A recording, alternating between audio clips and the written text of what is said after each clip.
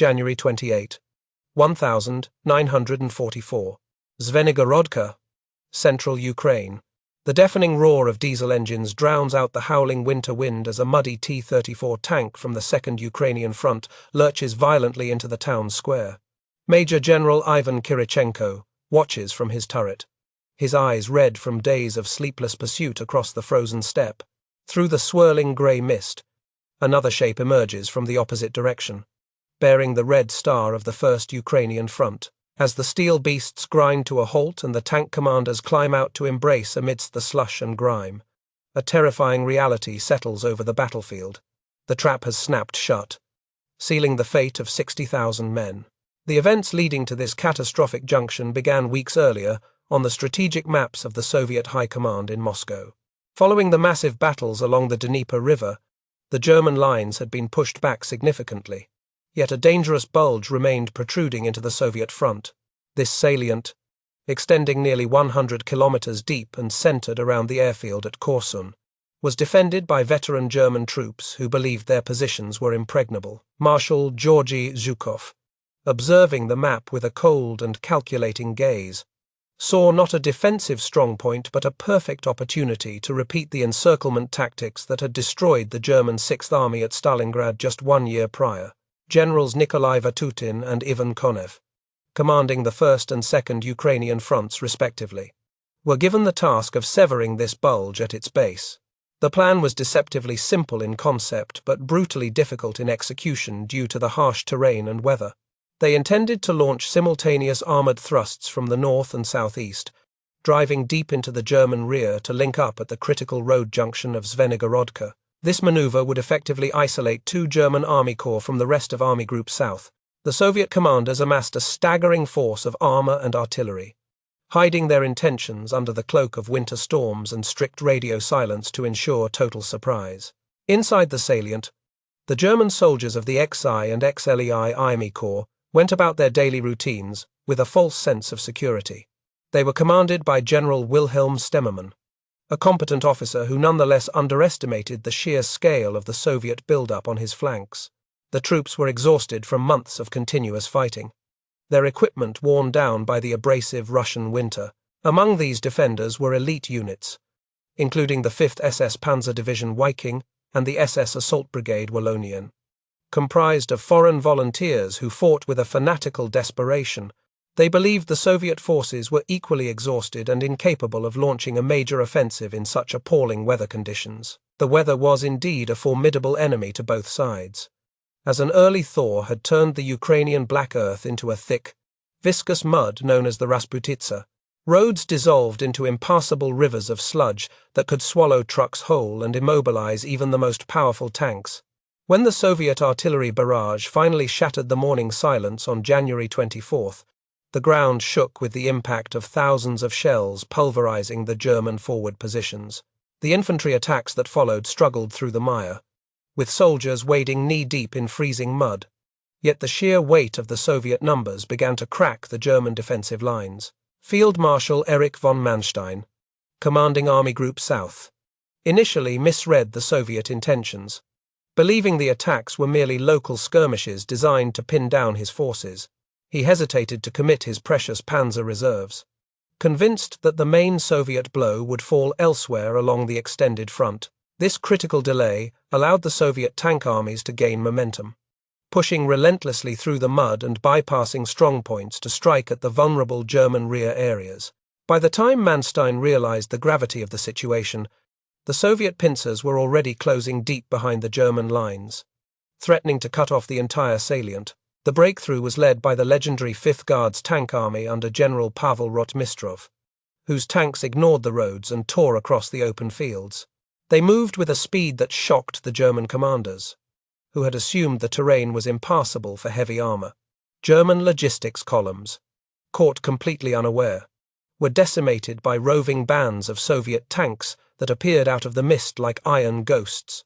Panic began to spread among the rear echelon troops as reports of Soviet armor sightings flooded the headquarters, creating a fog of war that paralyzed effective decision-making. By the time the 2 Soviet fronts met at Zvenygorodka on that fateful day in January, the encirclement was absolute. The pocket, or Kessel, as the Germans called it, contained 6 full divisions, a brigade, and numerous independent units. They were cut off from all land-based supply routes, trapped in an area spanning roughly 3,000 square kilometers of ravines, forests, and small villages. The soldiers inside the pocket, from the lowest private to General Stemmermann himself, felt the sudden claustrophobia of containment. The memory of Stalingrad haunted every man, a spectre of starvation and captivity that loomed over the snow-covered fields of the Ukraine. Adolf Hitler, observing the situation from his headquarters in East Prussia, reacted with characteristic denial and delusion. He forbade any immediate breakout attempts, declaring the pocket to be a fortress that would tie down Soviet forces and serve as a springboard for a future counteroffensive.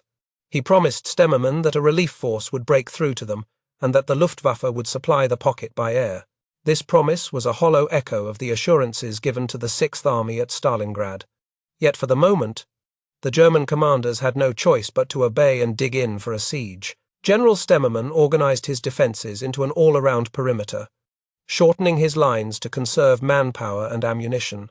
The village of Korsun, with its vital airfield, became the beating heart of the pocket, the only lifeline to the outside world. Here, Junkers Ju-52 transport planes braved Soviet fighters and anti-aircraft fire to land on the icy runway, offloading ammunition and fuel while taking on wounded soldiers for the return trip. The roar of engines and the frantic activity at the airfield became the pulse of the encircled army, a daily reminder of their precarious existence. Inside the pocket, the elite SS Viking division served as the fire brigade, rushing from one crisis point to another to plug gaps in the line. These men, equipped with Panther tanks and driven by ideological fervor, fought with a savage efficiency that earned them the grudging respect of their Soviet adversaries. They launched localized counterattacks to keep the Soviet forces at bay, their tanks maneuvering through the snow-covered gullies to ambush unsuspecting T-34 seconds.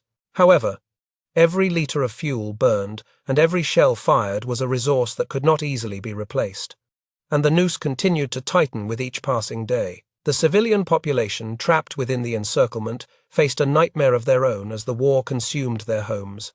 Ukrainian villagers watched in horror as their houses were turned into bunkers and their livestock confiscated by starving soldiers. The artillery fire was indiscriminate, reducing thatched-roof cottages to smouldering ruins and turning the pristine white snow into a patchwork of grey craters and black soot. Caught between 2 massive armies, the civilians huddled in root cellars, praying for survival as the ground above them trembled with the violence of mechanized warfare. As February arrived, the weather turned violently cold, freezing the mud into rock-hard ruts and bringing blinding blizzards that reduced visibility to 0.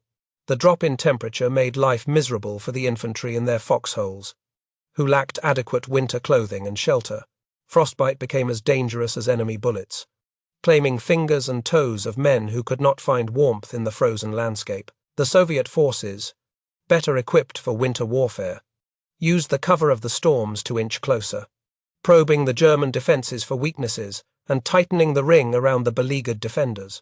General Konev, determined to crush the pocket before German relief forces could arrive, ordered a relentless series of attacks against the perimeter.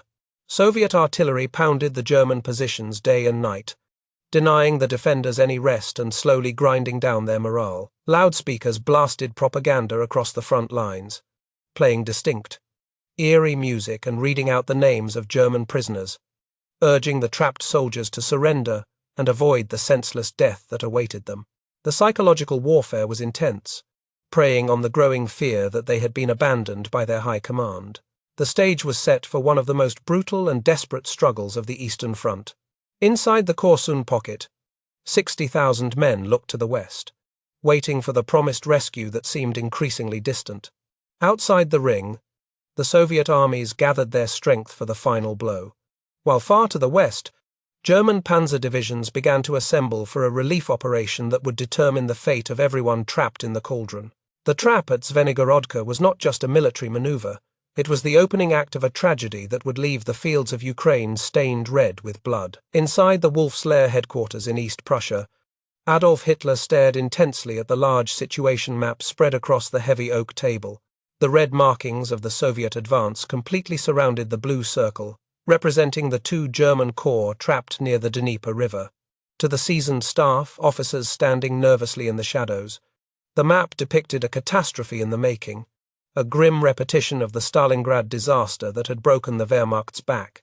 To the Führer, however, the circle on the map represented not a trap, but a fortress, a strategic breakwater that would smash the Soviet tide. He slammed his fist onto the table, his voice rising in a crescendo of agitation as he strictly forbade any talk of withdrawal or surrender. Field Marshal Erich von Manstein listened to the orders over the secure teletype line at his Army Group South headquarters with a growing sense of dread. He argued vehemently that the pocket was untenable and that the 60,000 men inside must be allowed to break out immediately, while they still had the strength and fuel to do so. Hitler, detached from the muddy reality of the Ukrainian front, insisted that the encircled troops effectively tied down significant Soviet forces that would otherwise overrun the rest of the front. He ordered Manstein to organize a massive relief operation, not merely to rescue the trapped men, but to encircle the encirclers and destroy the Soviet armored spearheads in a grand counterstroke. Inside the shrinking perimeter, General Wilhelm Stemmermann accepted the designation of his trapped force as Group Stemmermann with the stoic fatalism of a Prussian officer. He established his command post in a small, peasant hut in the village of Korsun-Shevchenkovsky, the geographic center of the pocket. His immediate priority was to integrate the disparate units under his command, a mix of exhausted Wehrmacht infantry divisions and the heavily armed, ideologically driven SS troops. He worked closely with SS Gruppenführer Herbert Gill of the Viking Division and General Theobald Lieb of the Clare Corps, forging a unified defensive strategy despite the chaotic intermingling of units caused by the rapid Soviet advance. The logistical reality of the fortress on the Dnieper became apparent within the first 48 hours of the encirclement. The pocket required a minimum of 150 tons of supplies daily, just to maintain basic ammunition stocks and rations for the men and horses. The responsibility for this aerial lifeline fell once again to the Luftwaffe. Despite their catastrophic failure to supply the 6th Army at Stalingrad a year prior, Hermann Göring, eager to regain his lost prestige, promised that his transport fleet could easily meet the demands of the trapped army, a promise made without regard for the atrocious winter weather or the strength of the Soviet Air Force. At the Korsun airfield, the only strip of land capable of handling heavy transport planes, the scene was one of controlled chaos and desperate hope. Junkers Ju-52 transport planes dropped from the low cloud cover, bouncing precariously on the icy, cratered runway as ground crews rushed to offload crates of artillery shells and fuel drums. The turnaround time was critical, as Soviet fighters patrolled the skies above, looking for the slow, lumbering transports. As soon as the supplies were dumped into the snow, the empty holds were packed with wounded soldiers, their bandaged forms serving as a grim testament to the ferocity of the defensive battles raging on the perimeter. The weather, a fickle ally, turned against the airlift almost immediately, as heavy fogs and blizzards grounded the planes for days at a time. When the aircraft could not fly, the soldiers in the pocket tightened their belts and counted their remaining rounds of ammunition with anxious care. The delivery of food became a secondary priority to tank shells and fuel, forcing the troops to rely on the thousands of draft horses trapped with them. Field kitchens began serving horsemeat stews daily, a meager sustenance that did little to ward off the biting cold that seeped through the soldiers' worn greatcoats and froze their boots to the ground. General Ivan Konev, commanding the Soviet Second Ukrainian Front, had no intention of letting the Germans sit comfortably in their fortress while he waited for them to starve. He ordered continuous, grinding assaults against all sides of the pocket, probing for weak spots and forcing the Germans to expend their precious ammunition. The Soviet tactics were brutal and direct, utilizing penal battalions to clear minefields and massed artillery to pulverize the villages that the Germans used as strongpoints. The perimeter began to shrink steadily, compressing the trapped divisions into an area so small that Soviet artillery shells began to fall dangerously close to the vital airfield at Korsun. The defense of the pocket's eastern flank fell largely to the Wallonian SS Assault Brigade, a unit of Belgian volunteers commanded by the charismatic and fanatical Léon de Grelle, These men fought with the desperation of political outcasts who knew they could expect no mercy from the Soviet captors. In the village of Starozhly, the Walloons engaged in savage hand-to-hand combat, using bayonets and entrenching tools to repel wave after wave of Soviet infantry. De Grelle moved among his men in the thick of the fighting, his uniform stained with mud and blood, embodying the doomed romanticism that the SS leadership cultivated even as the strategic situation collapsed around them. As the ring tightened, the plight of the WWII's Russian auxiliaries, who had volunteered to work for the German army, became a source of terrified whispers throughout the ranks. These men knew that capture meant immediate execution as traitors to the Soviet state. They worked tirelessly to dig bunkers and carry ammunition, their loyalty cemented by the sheer terror of what lay outside the German lines. The German soldiers, sharing their foxholes and meager rations with these auxiliaries, formed a bond of shared doom, knowing that the fate of the WWIIs was inextricably linked to their own survival or destruction.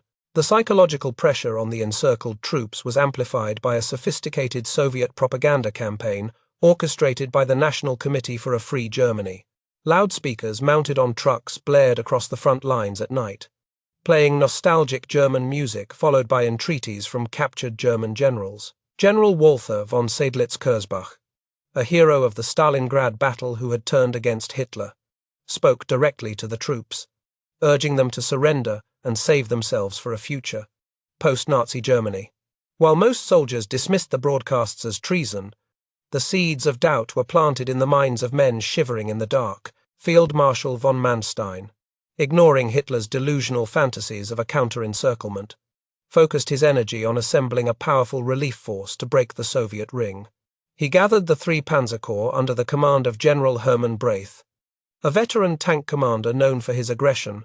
The spearhead of this rescue mission was the heavy Panzer Regiment Beke, a formidable unit equipped with Tiger I and Panther tanks.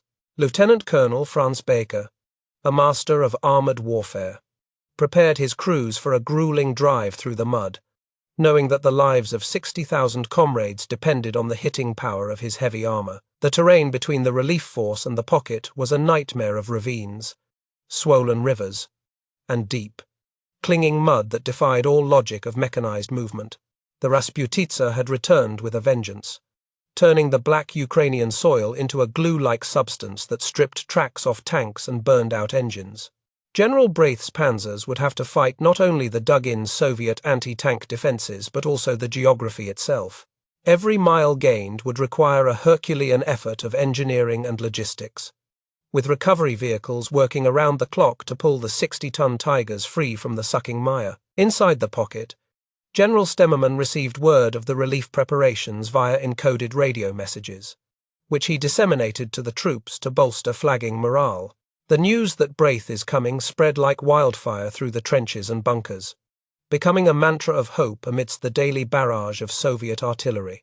Officers gathered their men and pointed to the west, promising that soon the rumble of German engines would be heard on the horizon. This hope was the only thing keeping the exhausted formations from collapsing under the relentless pressure of Konev's assaults. However, the Soviets were well aware of the German relief intentions and moved quickly to fortify the outer ring of the encirclement.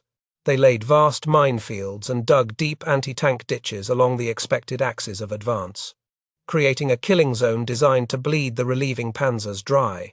Stalin, impatient for a victory to parade before his Western allies, pressured Zhukov and Konev to liquidate the pocket before any rescue could succeed. The race was on, a deadly contest between the grinding advance of the German heavy tanks and the suffocating constriction of the Soviet infantry armies. As the first week of February came to a close, the situation within the pocket grew critical as the airstrip at Korsun came under direct artillery observation.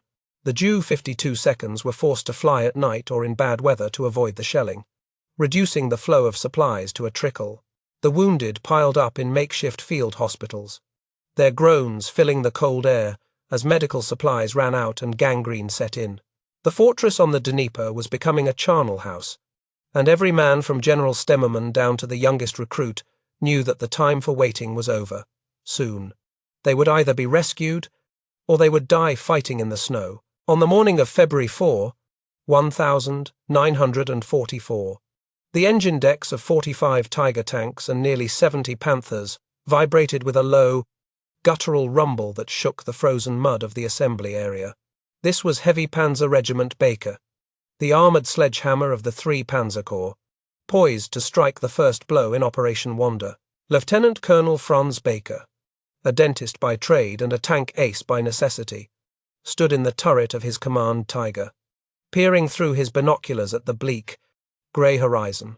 His mission was ostensibly simple yet practically impossible: drive 30 kilometers through the heavily defended Soviet lines, cross the swollen WWII River, and link up with the desperate defenders of the Korsun Pocket.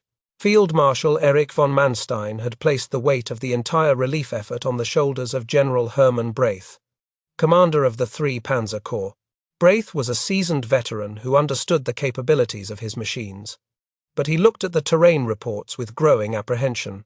The early thaw had returned with a vengeance, transforming the Ukrainian steppe into a treacherous ocean of black sludge known as the Times Rasputitsa asterisk. This was not merely wet dirt, it was a viscous, clinging substance that could suck the boots off infantrymen and glue the tracks of heavy tanks to the earth. The operation, designed as a lightning strike, was doomed from the start to become a slow, grinding crawl through a landscape that actively fought against the invaders. As the order to advance crackled over the radio, the heavy tanks lurched forward, their wide tracks churning the slush into a thick spray of mud. Within the first hour, the reality of the conditions became painfully clear as fuel consumption skyrocketed to 3 times the normal rate. The Maybach engines of the Tigers roared in protest as drivers floored the accelerators just to maintain a walking pace. Behind the heavy armour, the supply trucks and half-tracks of the supporting infantry divisions immediately began to bog down, creating a chaotic traffic jam that stretched for miles. The panzers were advancing, but they were leaving their logistical tail and infantry support hopelessly stuck in the mire behind them.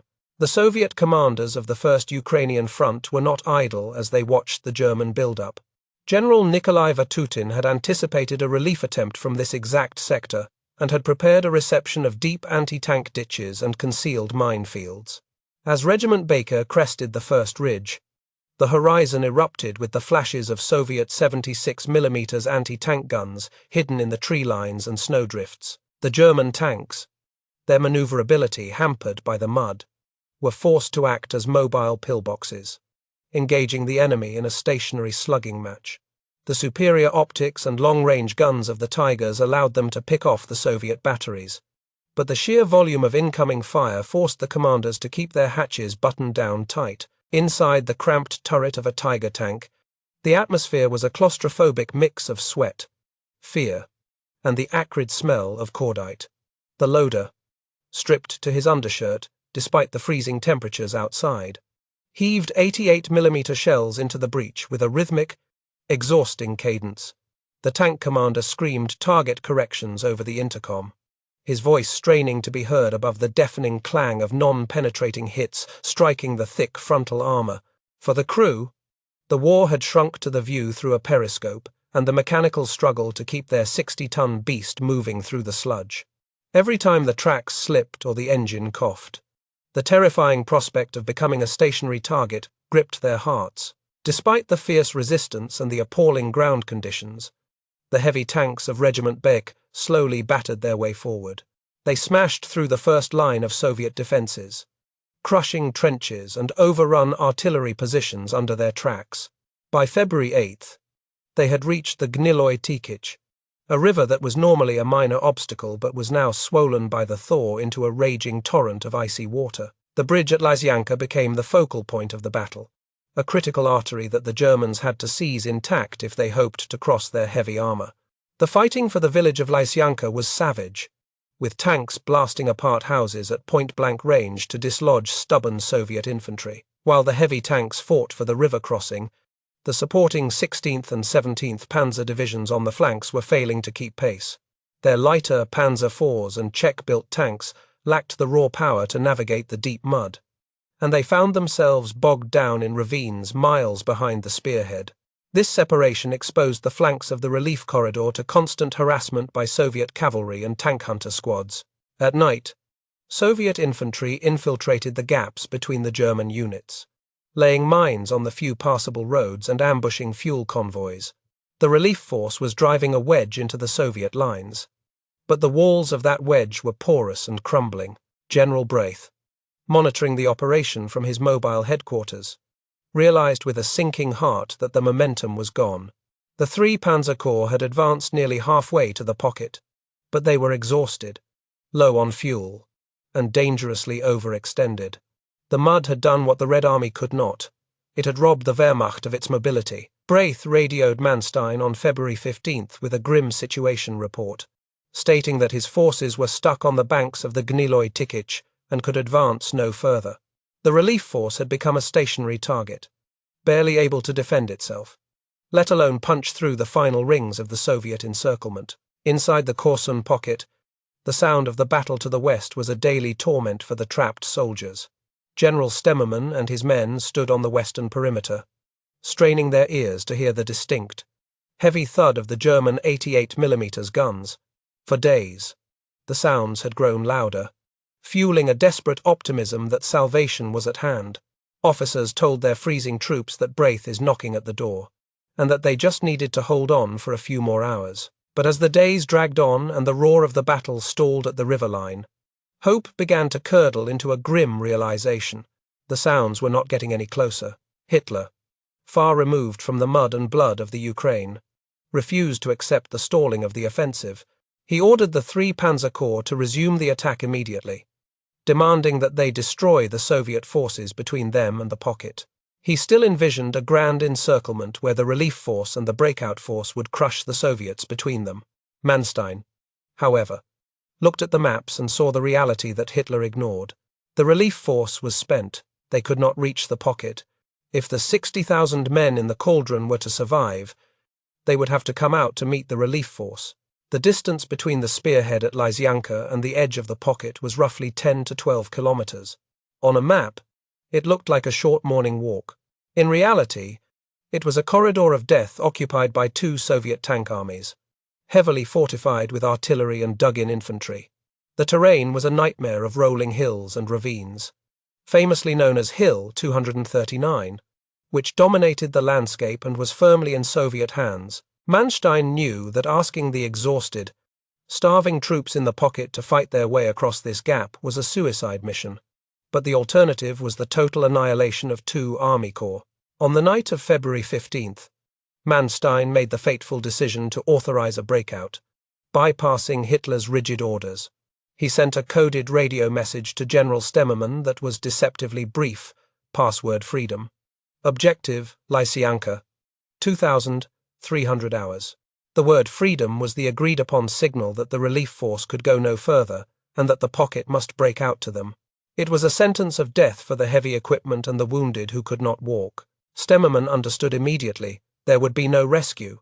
They had to walk through hell to save themselves. The realization that the relief force had failed sent a shockwave through the command staff within the pocket. Plans for an orderly withdrawal were hastily drawn up, but the logistical nightmare of moving 60,000 men, thousands of horses, and vehicles through the snow without alerting the enemy was overwhelming. The illusion of the fortress on the Dnieper had shattered. Now, it was every unit for itself. The heavy guns, the trucks, and the gliders at the airfield would all have to be abandoned. The only thing that mattered was reaching the Gniloi Tikich, where Braith's tanks sat waiting on the far bank. General Stemmermann gathered his commanders, including the SS General Gill, and laid out the grim parameters of the death ride. The breakout would be led by the Viking Division and the Wallonian Brigade, the units with the most firepower and the least to lose. They would act as the battering ram to punch a hole in the Soviet lines. The infantry divisions would follow in the center, protecting the walking wounded and the staff. The rear guard would be sacrificed to hold off the Soviet pursuit. It was a formation born of desperation, a moving box of humanity that would have to roll over anything in its path. As night fell on the eve of the breakout, the snow began to fall heavily, shrouding the battlefield in a suffocating white blanket. To the west, the crews of Regiment Baker sat in their freezing tanks, watching the flares rise over the pocket. They knew their comrades were out there, preparing to run the gauntlet. The tank crews checked their machine guns and stacked ammunition, knowing that soon they would be the lifeboat for a drowning army. The gamble had failed. The mud had won. And now the stage was set for a tragedy of biblical proportions on the frozen fields of Ukraine. Inside the claustrophobic confines of his command bunker in the village of Korsun-Shevchenkovsky, General Wilhelm Stemmermann stared at the decoded message that had just been handed to him by a trembling radio operator. The date was February 15, 1944, and the message from Field Marshal von Manstein was terrifyingly brief, containing only the words password freedom, objective Lysyanka, 2,300 hours. Stemmermann, a career officer with a stern, impassive face, understood immediately that the relief operation had failed and that no German tanks would be breaking through to save them. The burden of command now weighed heavier than ever before, for he realized that he alone was responsible for organizing a breakout attempt that many of his staff privately considered suicidal. The general summoned his corps commanders and the leaders of the SS divisions to a final, somber conference to lay out the desperate plan for survival. The atmosphere in the room was thick with cigarette smoke and the unspoken acceptance of their grim reality as Stemmermann traced the route on the map. They were to form a wandering pocket, a moving box of humanity that would march west across the frozen fields to meet the relief force at Lysyanka. The distance was short, barely 10 kilometers as the crow flies, but the terrain was dominated by Soviet-held ridges, specifically the imposing Hill 239. They would have to move at night, in silence, and rely on shock and cold steel to punch through the Soviet lines. The most agonizing decision of the entire campaign now fell upon the medical officers and unit commanders who had to deal with the thousands of severely wounded men. Stemmermann issued the order that only those capable of marching or fighting could join the breakout columns, while the bedridden and critically injured would have to be left behind. In the field, hospitals, and makeshift aid stations, scenes of heart-wrenching tragedy unfolded as doctors and orderlies moved among the stretchers, marking those who would be abandoned. The screams and pleas of the men who realized they were being left to the mercy of the Red Army echoed through the triage tents, a sound that would haunt the survivors for the rest of their lives. German medical personnel, displaying a profound sense of duty, volunteered to stay behind with the non-ambulatory wounded, knowing full well that they would likely share their patients' fate. They administered the last of the morphine supplies to dull the pain and fear of the dying men, offering what little comfort they could in those final hours. As the able-bodied soldiers began to file out of the hospitals, they avoided eye contact with the comrades they were leaving behind, the shame of abandonment burning as fiercely as the fear of death.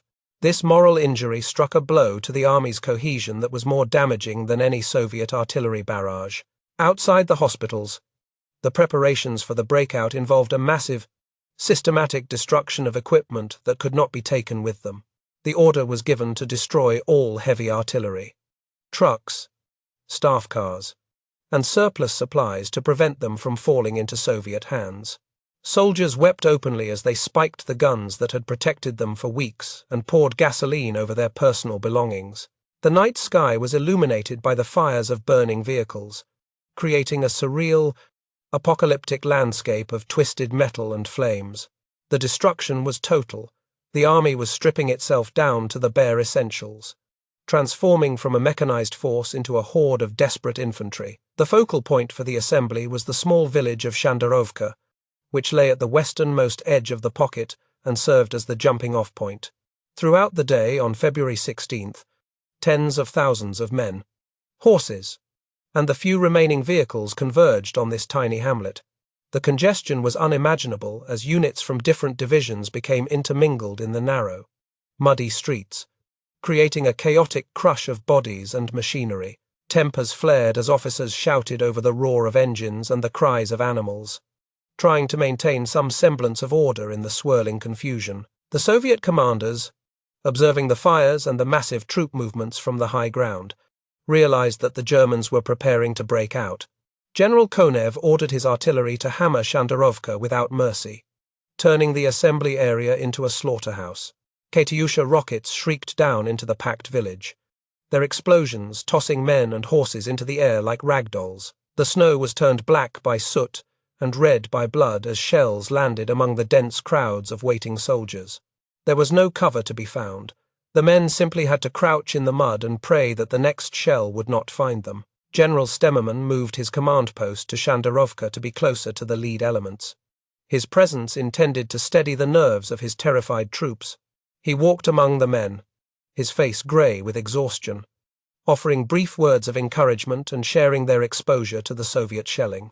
He knew that the success of the breakout depended entirely on discipline and the willingness of the lead units to sacrifice themselves for the main body. He assigned the task of the spearhead to the remnants of the SS Viking Division and the Wallonian Brigade, trusting in their ideological fanaticism and combat experience to clear the path. The plan called for a silent approach, with weapons unloaded and bayonets fixed, to achieve maximum surprise against the Soviet lines. The soldiers were ordered to refrain from firing until the very last moment, using knives and spades to silently eliminate sentries. This requirement for stealth seemed absurd amidst the chaos of the shelling. Yet it was their only hope of crossing the open ground before the Soviet machine guns could open up. The men wrapped rags around their boots and equipment to muffle the sound of their movement, transforming themselves into an army of ghosts preparing to haunt the night. The weather, which had been a torment for weeks, suddenly took a turn that was both a blessing and a curse for the escaping Germans. As night fell, a fierce blizzard swept across the steppe, dropping temperatures drastically and reducing visibility to mere feet. The swirling snow helped to hide the movement of the massive columns from Soviet observers and blinded the enemy gunners. However, the biting cold also sapped the remaining strength of the starving soldiers, freezing their uniforms stiff and numbing their hands so badly they could barely grip their rifles. In the center of the pocket, the few remaining operational tanks and assault guns were fueled with the last reserves drained from destroyed vehicles. These armored beasts were loaded with wounded men who could not walk but could still hold on to the hull, creating a shield of flesh around the steel turrets. The tank commanders knew they had enough fuel for perhaps 20 kilometers. There would be no second chances or detours. If they ran dry or through a track, the tank would become a steel coffin for everyone aboard. The desperation was palpable as men fought for a spot on the engine decks, clinging to the warm metal vents. General Theobald Lieb, commanding the ex-LAI Corps, rode on horseback through the lines, coordinating the movement of the infantry columns. He worked tirelessly to ensure that the formations kept tight contact, knowing that anyone who fell behind in the blizzard would be lost forever. He organized the rear guard, a thankless task assigned to units that would have to hold off the Soviet pursuit while the rest of the army escaped. These men knew they were the sacrificial lambs, destined to buy time with their lives. Yet they moved into their positions with a grim, professional silence.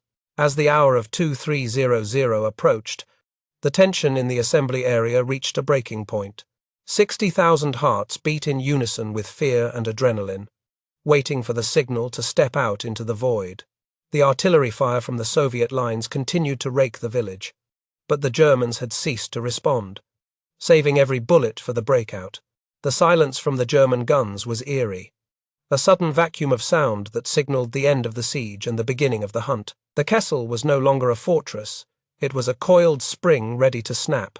General Stemmerman took his place not at the safe center of the column, but near the rear of the main body, intending to oversee the withdrawal until the end.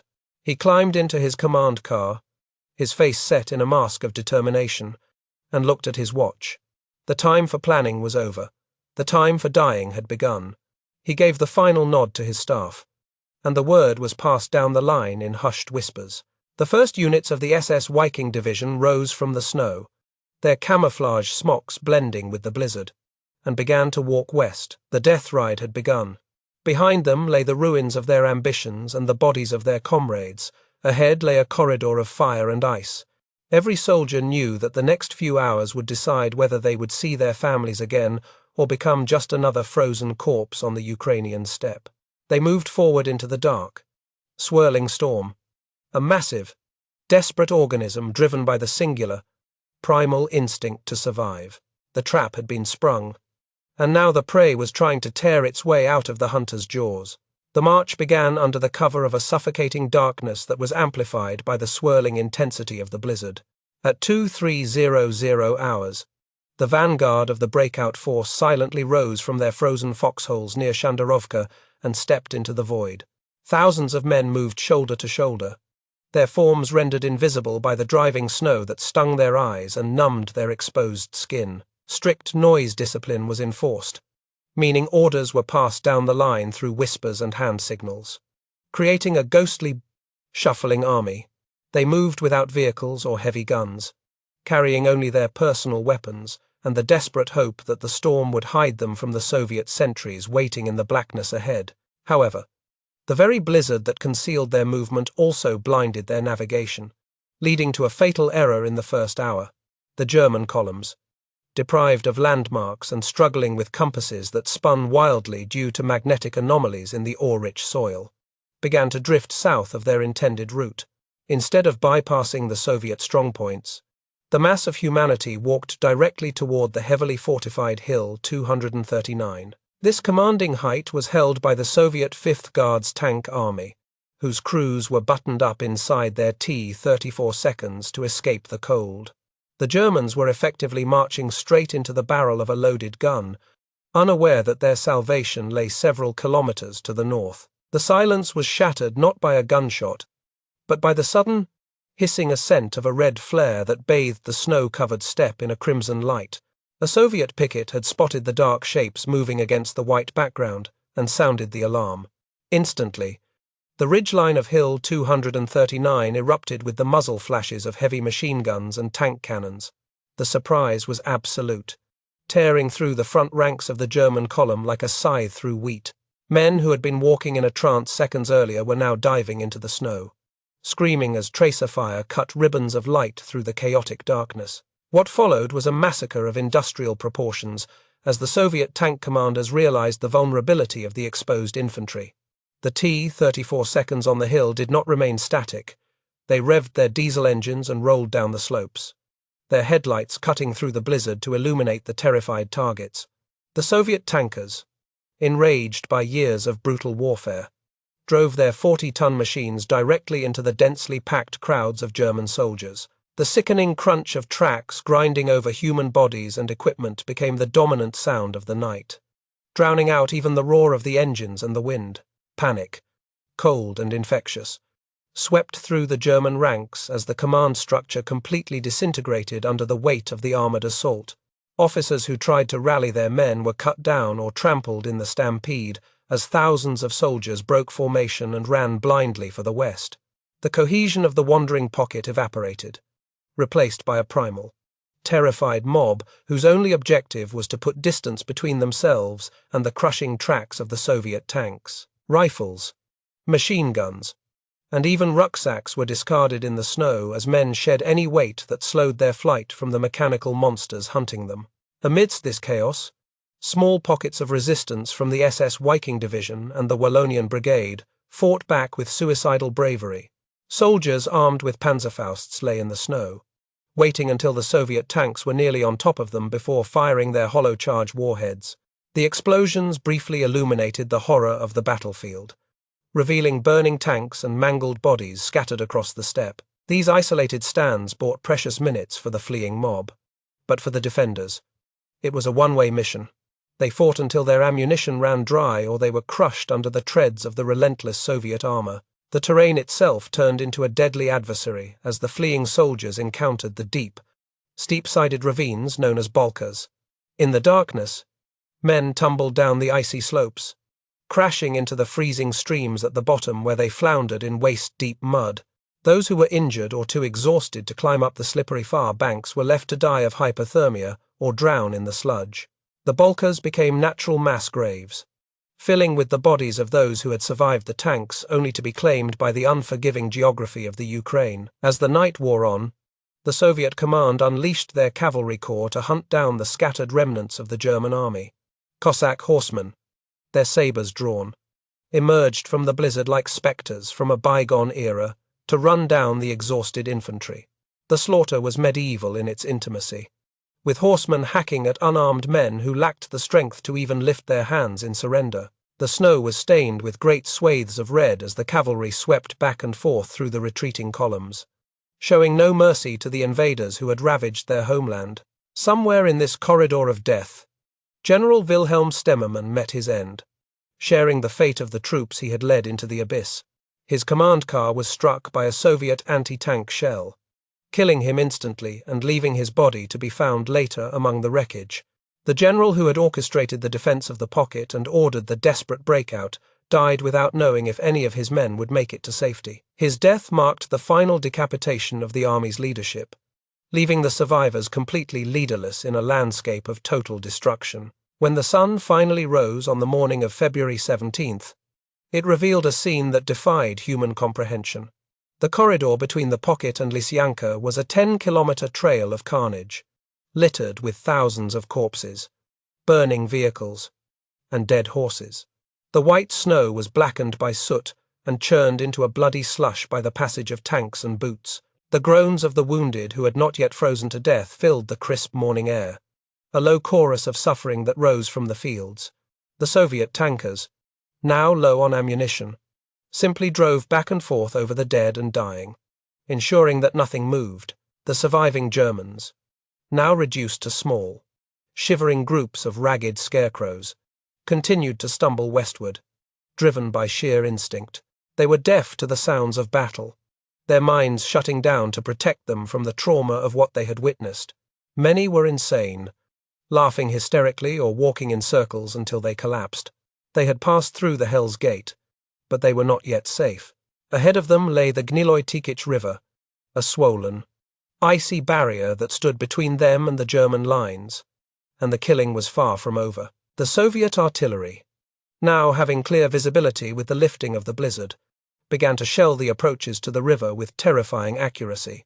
High explosive rounds slammed into the groups of survivors, tossing bodies into the air and shattering the ice on the riverbanks.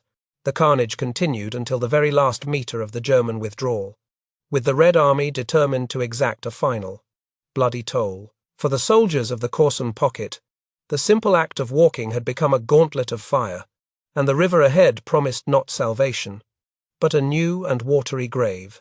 Field Marshal von Manstein and the soldiers of the 3 Panzer Corps waited on the far bank of the river, watching the tragedy unfold through their binoculars. They saw the tiny, dark figures running down the hills, pursued by Soviet tanks and cavalry, falling by the hundreds under the artillery barrages.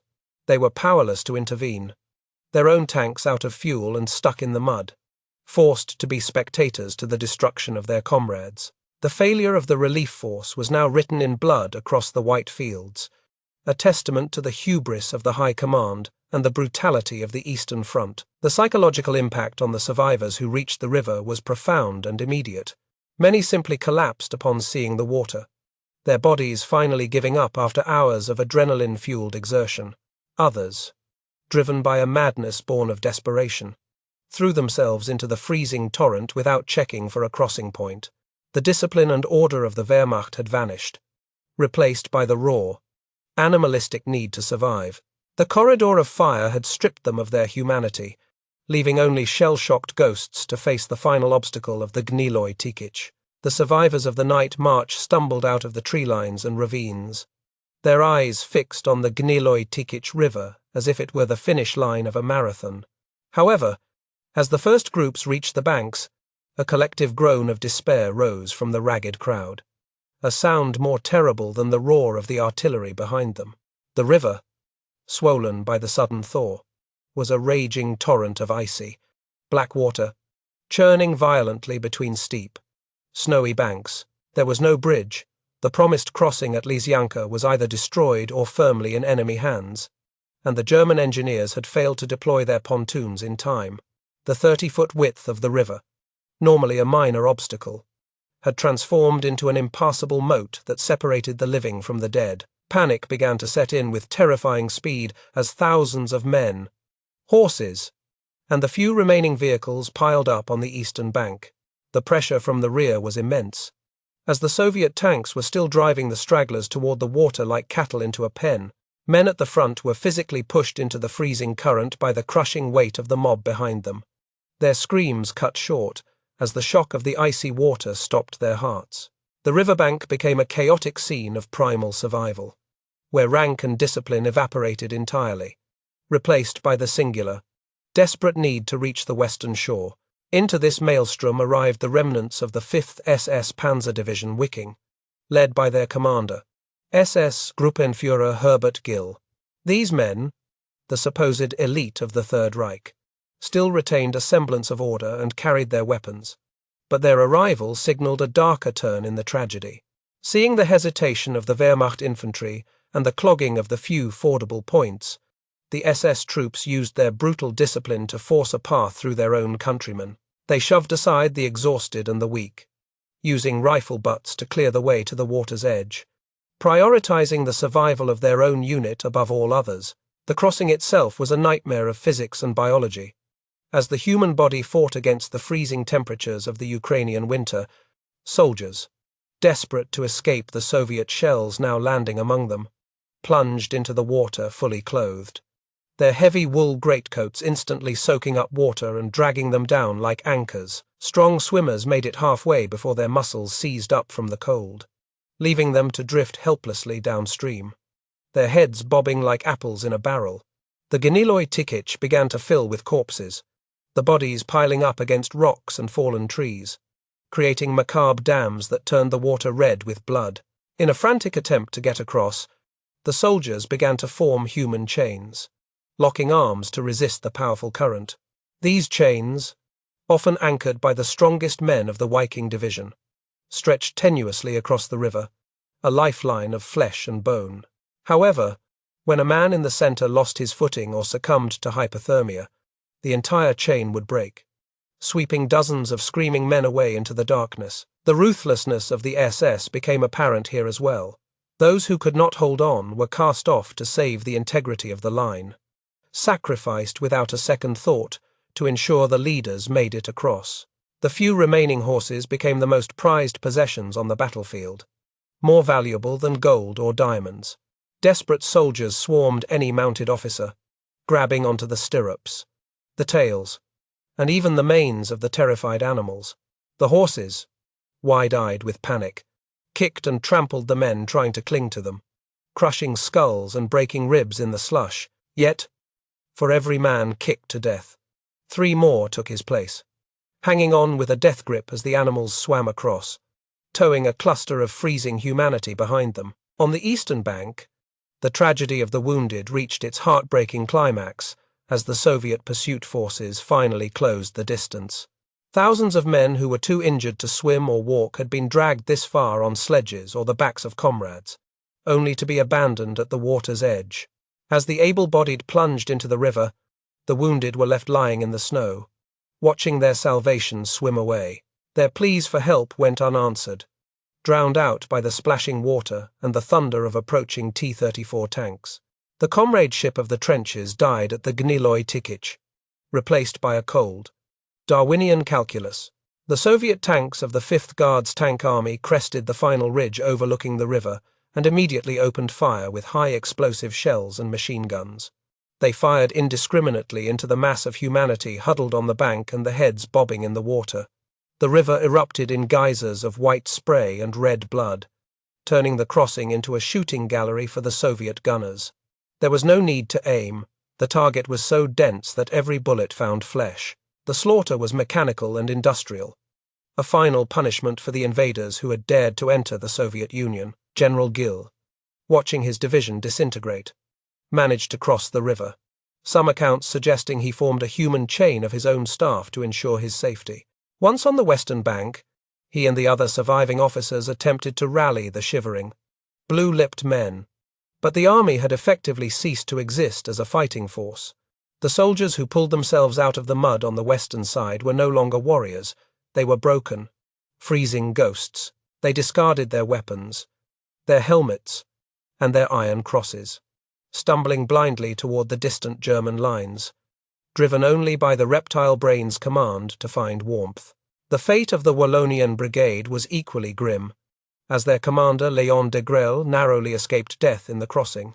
Many of his Belgian volunteers, who had fought with such fanaticism to hold the perimeter, drowned within meters of safety. The psychological toll of watching their brothers die in the water broke even the most hardened veterans. They had survived the artillery, the starvation, and the death ride, only to be defeated by the geography of the land they had tried to conquer. The river claimed the best and the worst of them indiscriminately, washing away rank and ideology in the freezing current. As the sun climbed higher, the temperature dropped, freezing the wet clothes of the survivors into solid blocks of ice. Men who had survived the swim began to die of exposure on the western bank, their bodies turning into statues as they tried to walk toward the relief force.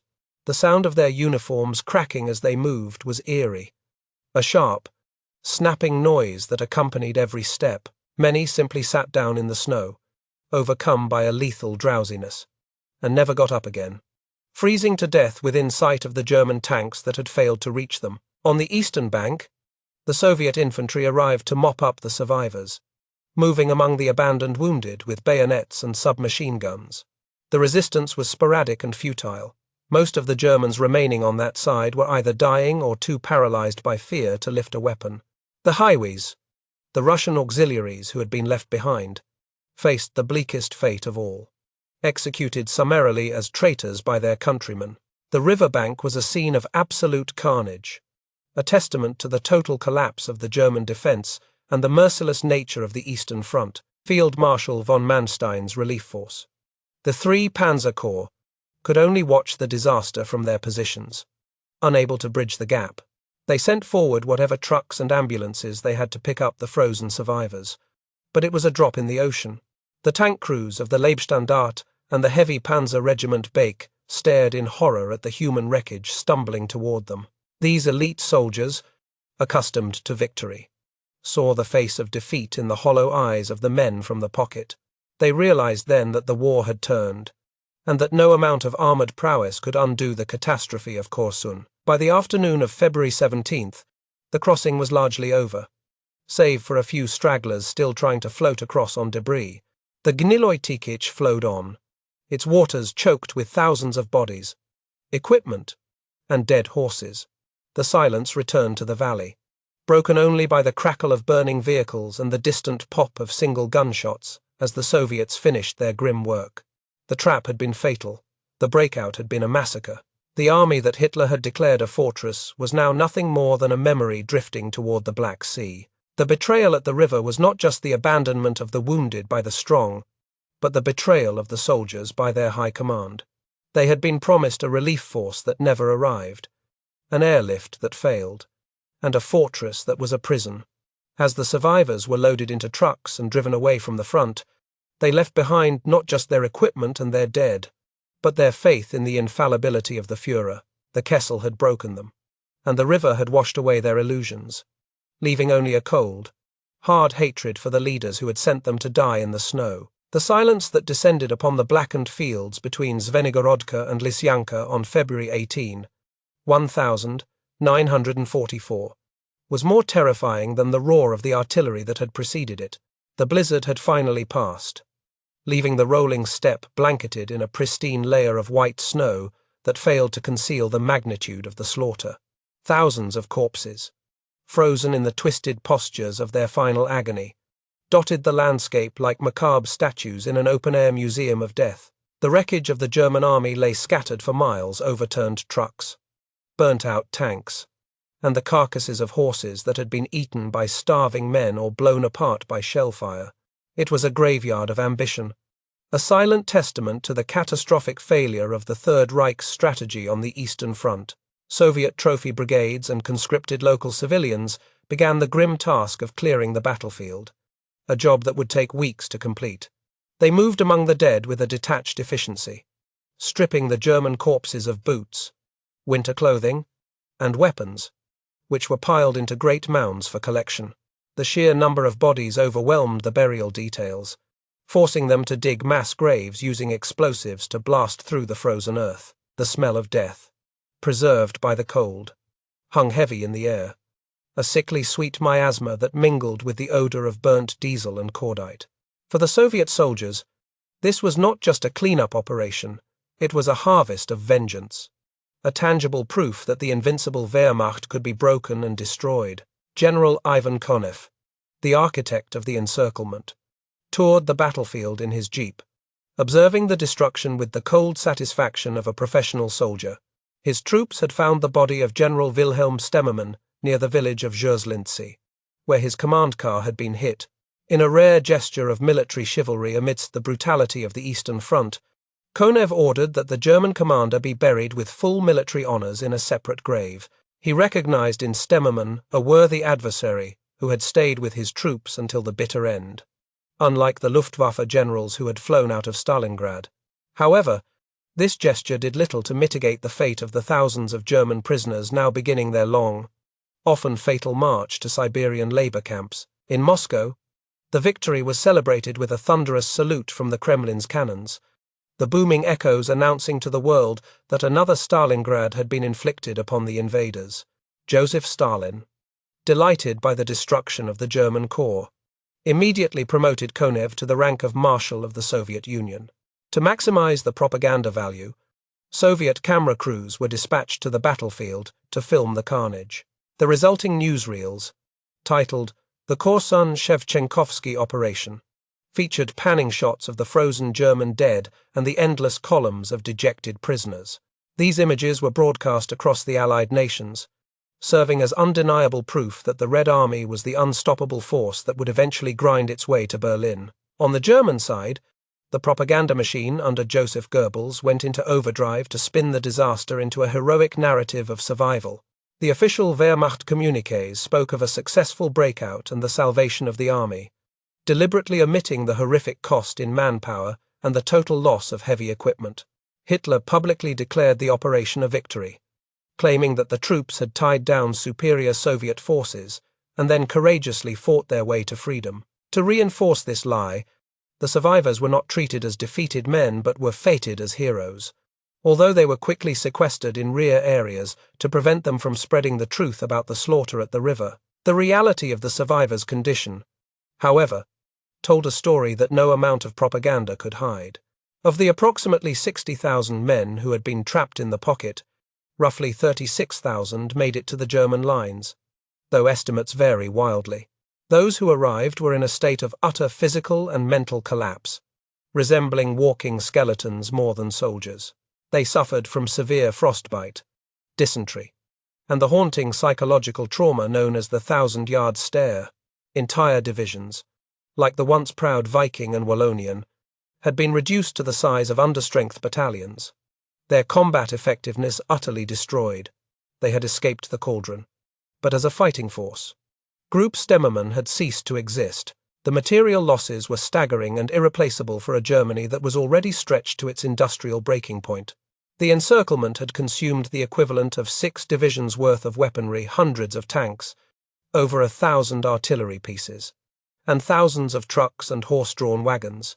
The relief force, too, had paid a heavy price, with the heavy tank regiments of the I Panzer Corps suffering debilitating losses to the Mud and Soviet anti-tank defenses. This depletion of armored reserves left a gaping hole in the southern sector of the Eastern Front, a wound that Field Marshal von Manstein had no way to close. The road to Romania and the Balkans now lay open to the Red Army, paving the way for the massive Soviet offensives that would follow in the spring. For the soldiers of the SS Wallonian Brigade, the aftermath was particularly surreal. Their commander, Léon de Grelle, was flown to Hitler's headquarters and personally awarded the Knight's Cross by the Führer himself. De Grelle, ever the political opportunist, allowed himself to be paraded as the face of the European crusade against Bolshevism, claiming that his men had spearheaded the breakout. In reality, his unit had been decimated, with fewer than 700 men surviving out of the 2,000 who entered the pocket. The medals pinned to their chests were heavy with the weight of the comrades they had abandoned in the freezing waters of the Geniloy Tikich, a guilt that no amount of Nazi fanfare could assuage. As the weeks passed and the Ukrainian spring arrived, the thawing snow revealed the full horror of what had transpired in the ravines and riverbanks. The bodies that had been buried by the blizzard emerged from the melting drifts, creating a landscape of decomposition that horrified the returning villagers.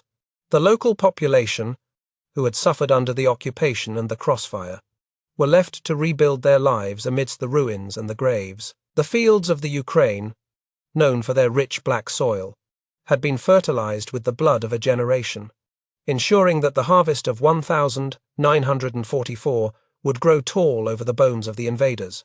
The strategic consequences of the battle were immediate and far-reaching. The destruction of the Korsun pocket removed the last major German salient on the Dnieper, straightening the front line but leaving the Wehrmacht critically weakened. Hitler's obsession with holding ground at all costs had once again resulted in the senseless sacrifice of his best troops. The trust between the frontline commanders and the High Command, already frayed after Stalingrad, snapped completely. Manstein, the mastermind of mobile defense, was relieved of command shortly after the battle, his realism no longer tolerated by a Führer who demanded miracles from exhausted men. For the individual soldier who survived the Hell's Gate, the memory of Korsun became a defining scar on his soul. The German High Command issued a special sleeve shield, the Korsun Shield. To all those who had participated in the battle, it was intended to be a badge of honor, a symbol of their heroic defense. But for the veterans who wore it, the metal shield was a grim reminder of the friends they had left behind and the terror of the night march. It was not a badge of victory, but a badge of survival, a token that marked them as men who had looked into the abyss and managed, by sheer luck, to crawl back out. The Battle of the Korsun pocket stands as a brutal microcosm of the Eastern Front, a collision of industrial warfare, ideological fanaticism, and human suffering on an unimaginable scale.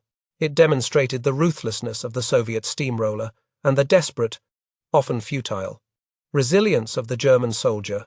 In the end, the encirclement achieved exactly what Zhukov had intended. It bled the Wehrmacht white and shattered the myth of the relief force.